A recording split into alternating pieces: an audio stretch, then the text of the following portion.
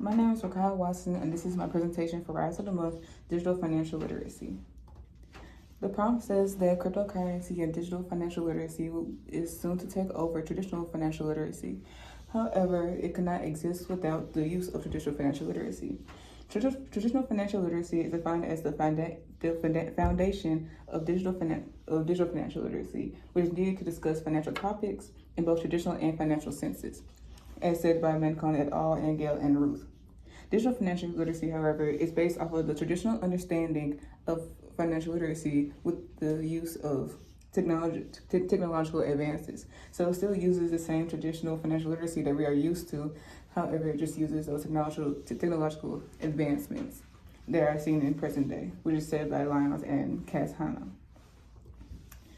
In my method, I decided to use a bibliometric analysis where I look into the relevant sources that are talking about financial literacy. I pulled my data from Science Direct using the keyword financial with the top 100 sources used. I then used RStudio, which is a program specifically for large data frames and bibliometric analysis in order to export the data. I then cleaned the data by filtering out the keywords, removing duplicate sources, and filtering columns based off of the title, author, publication, and keywords/descriptions in order to view what actually is being said by these articles a little bit easier.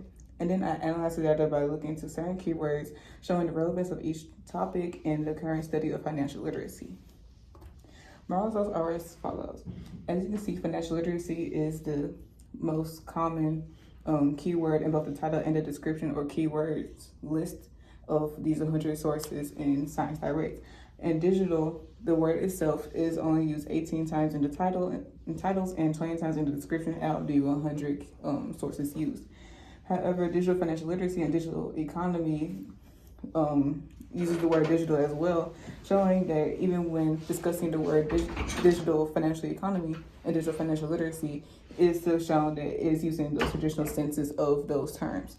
So as you can see, economy, cryptocurrency, and financial literacy do have sources of its own, but also has an inclusion of digital in those words, showing that it's an extension of those traditional terms. So as I discussed, financial literacy still remains a key component for all things finance related, showing that it is still a necessary tool to use in order to understand digital financial literacy. And digital financial literacy is only research and combination of those traditional values. And digital economy and digital financial literacy is less commonly researched than traditional financial literacy anyway, which also shows that while it is still becoming popular in our day and time, it is also not being as researched as those traditional values. A counter argument by Will Golden and Lizzie Cordy state that digital financial literacy is actually more necessary and can replace traditional financial literacy. However, this bibliometric analysis shows that traditional financial literacy is still more researched than digital financial literacy, showing that traditional financial literacy is still a relevant topic of today, despite the technological advancements that suggest otherwise. Thank you, and this is my works cited page.